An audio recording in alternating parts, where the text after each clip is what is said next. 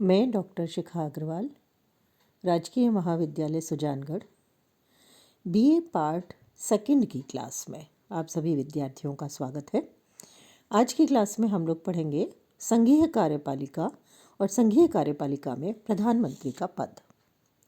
इससे पूर्व की क्लासों में हमने संघीय कार्यपालिका के प्रमुख राष्ट्रपति और मंत्रिपरिषद के बारे में हमने जानकारी ली थी। जैसा कि हम जानते हैं, भारत में संसदीय शासन प्रणाली को अपनाया गया है, जो हमने ब्रिटिश मॉडल से लिया है। लेकिन ब्रिटिश मॉडल से लेने के बावजूद भी हमने इस संसदीय व्यवस्था में बहुत सी बातों को अलग तरीके से संविधान में शामिल किया है। जैसे हमारे यहाँ संवैधानिक प्रधान जो ध्वज मात्र है, नाम मात्र का प्रधान है, धुरी कार्यपालिका का प्रधान है, वो वंश परंपरा के आधार पर राजा सम्राट जैसा नहीं है, बल्कि उसे अप्रत्यक्ष रूप से चुना जाता है। और जो हमारे यहाँ दूसरा जो खंड है इसका, दोहरी कार्यपालिका का, जो वास्तविक कार्यपालिका है, उसमें मंत्रिपरिषद और प्रधानमंत्री है। क्योंकि हमारे यहाँ संसदीय व्यवस्था में वंश परंपरागत व्यवस्था के लिए कोई स्थान नहीं है, इसलिए राज्यसभा भी संघीय व्यवस्था होने के कारण राज्यों के आधार पर चुन करके आती है। तो ब्रिटिश मॉडल से अलग हमारी संसदीय व्यवस्था हो जाती है। हमने जब राष्ट्रपति का पद देखा था तो उसमें भी हमने संसद के सदस्यों द्वारा निर्वाचन देखा था, और हमने मंत्रिपरिषद को पढ़ा, जिसमें हमने देखा कि मंत्रिपरिषद अनिवार्य तौर पर संसद की सदस्य होनी चाहिए, यानी उसका प्रत्येक सदस्य संसद का सदस्य होना अनिवार्य है। अगर नहीं है तो 6 महीने के अंदर उसको बनना होगा। आज हम देखेंगे प्रधानमंत्री का पद। भारतीय संविधान में प्रधानमंत्री के पद को संविधान द्वारा मान्यता दी गई है।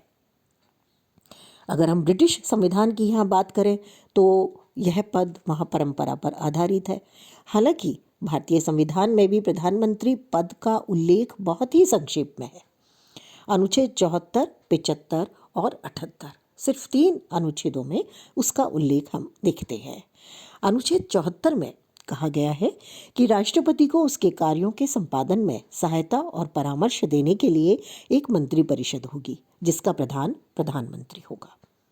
यानी प्रधानमंत्री मुख्य रूप से राष्ट्रपति को सलाह और परामर्श देने के लिए नियुक्त किया गया है। अनुच्छेद 75 में कहा गया है कि प्रधानमंत्री की नियुक्ति राष्ट्रपति द्वारा होगी और वह प्रधानमंत्री की सलाह से अन्य मंत्रियों की नियुक्ति करेंगे। यानी मंत्रिपरिषद का निर्माण प्रधानमंत्री की सलाह से होगा।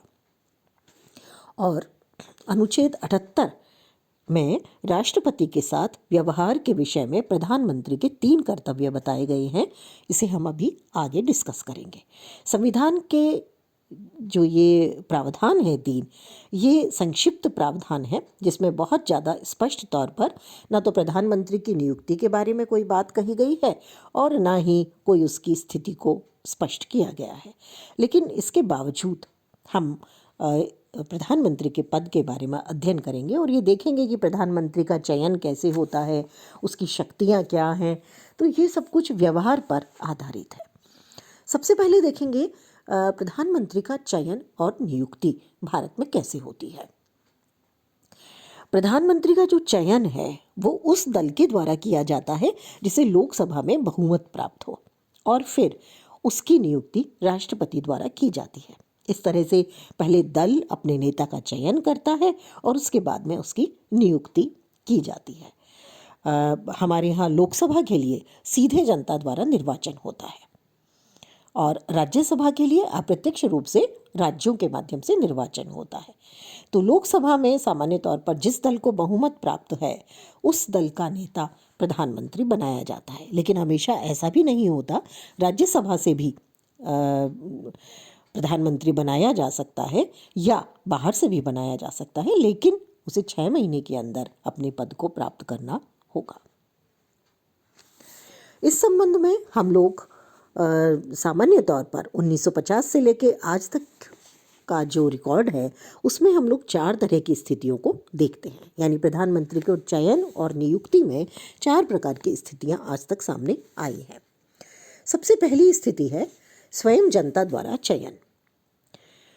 जब किसी एक नेता के नाम पर कोई राजनीतिक दल या दलीय गठबंधन लोकसभा में बहुमत प्राप्त करता है और चुनाव जीतता है, तो हम इसे स्वयं जनता द्वारा प्रत्यक्ष निर्वाचन के आधार पर प्रधानमंत्री का चयन मानते हैं।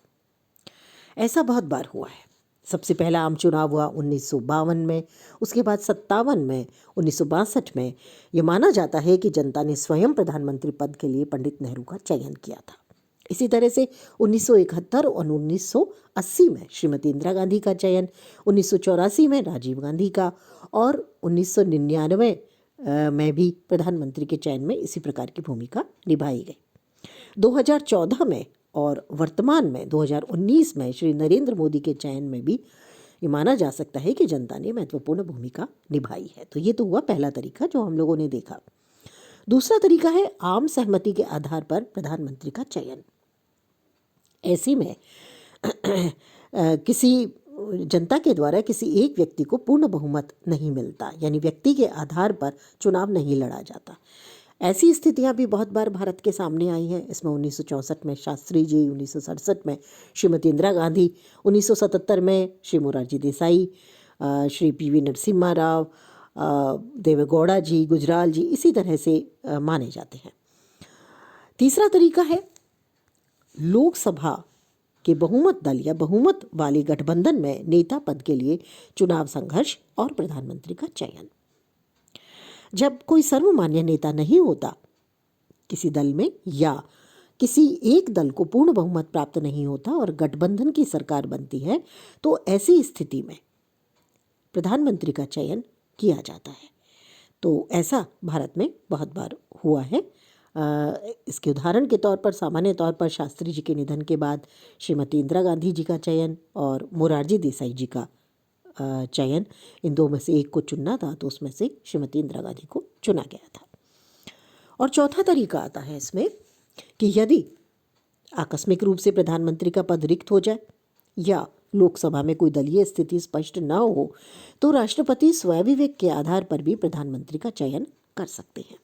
ऐसा 1989 में 79 में चरण सिंह जी और 1990 में चंद्रशेखर जी, इन दोनों का चयन राष्ट्रपति द्वारा स्वविवेक के आधार पर किया गया था। इसी तरह से लोकसभा चुनाव के तुरंत बाद अप्रैल 1996 में श्री वाजपेयी जी की प्रधानमंत्री पद पर नियुक्ति भी इसी तरह से मानी जाती है।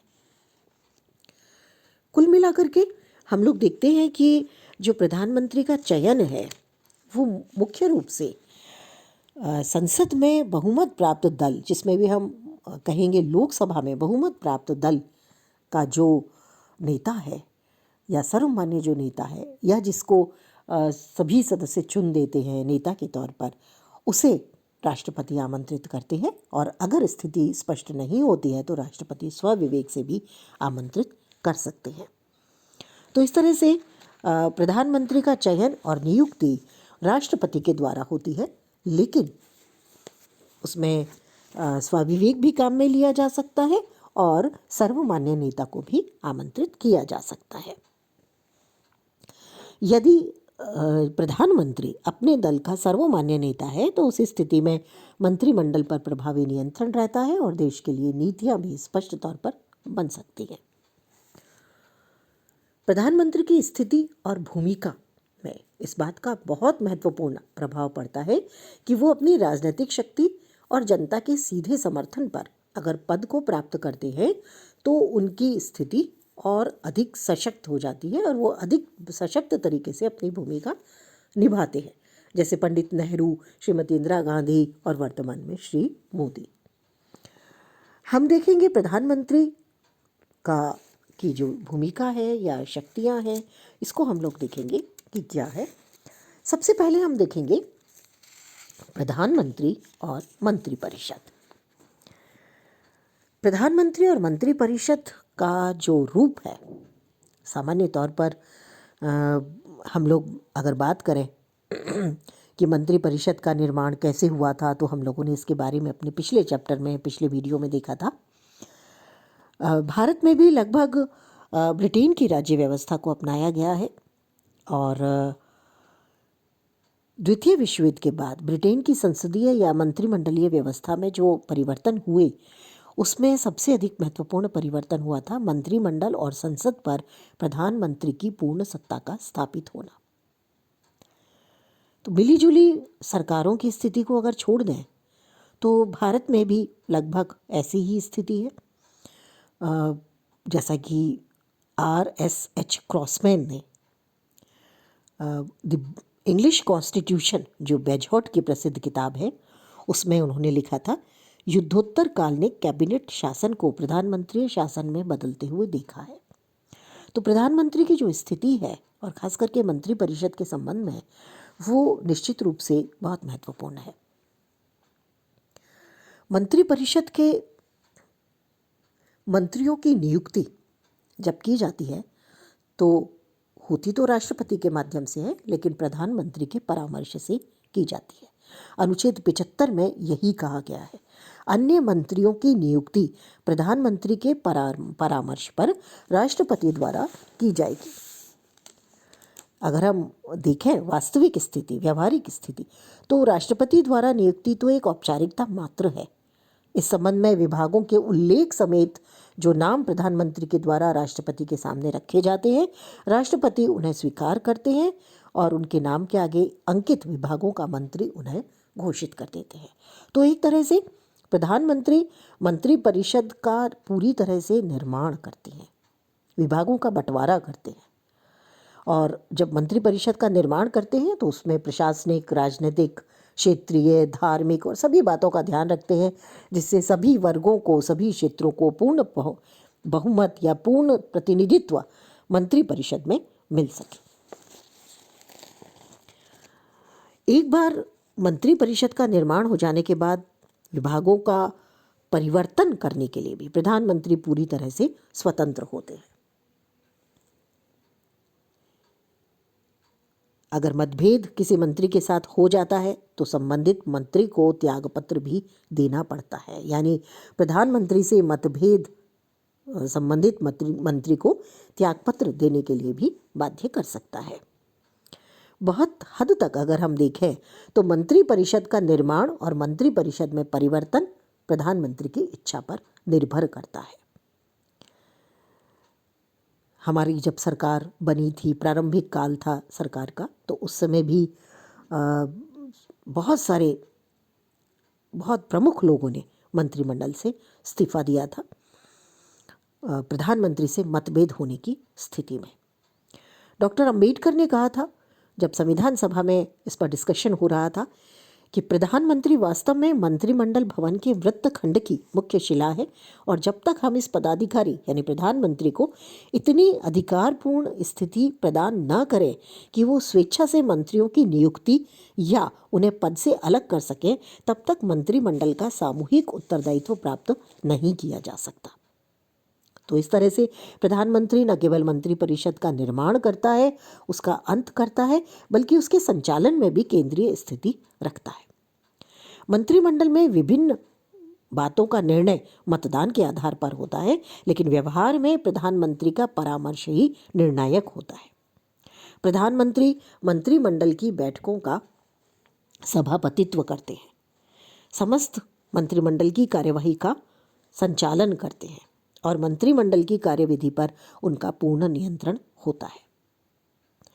और इस तरह से ये एक महत्वपूर्ण तथ्य है कि एक औसत दर्जे के प्रधानमंत्री को भी अपनी सहयोगियों की तुलना में अधिक महत्व प्राप्त होता है।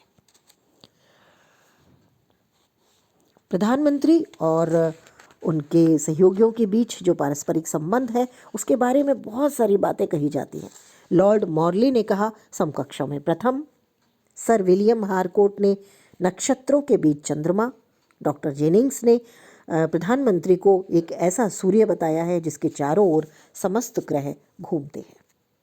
तो इस तरह से प्रधानमंत्री का अपनी मंत्रिपरिषद पर पूर्ण नियंत्रण होता है और प्रभावपूर्ण तरीके से वो उसका संचालन करते हैं। और ये बात तब और ज़्यादा सामने आती है जब प्रधानमंत्री का व्यक्तित्व बहुत करिश्माई होता है और उसकी कार्यशैली बहुत आक्रामक होती है। तो ऐसी स्थिति में हम भारत के बहुत सारे प्रधानमंत्री को देखते हैं जिन्होंने इस तरीके से काम किया और मंत्री परिषद पर अपना प्रभावपूर्ण नियंत्रण बना के प्रभावशाली नियंत्रण प्रभावशाली निर्णय लिए हैं। आज के लिए इतना ही। अगली क्लास में हम प्रधानमंत्री और संसद, प्रधानमंत्री और राष्ट्रपति और राज्यों के साथ संबंधों को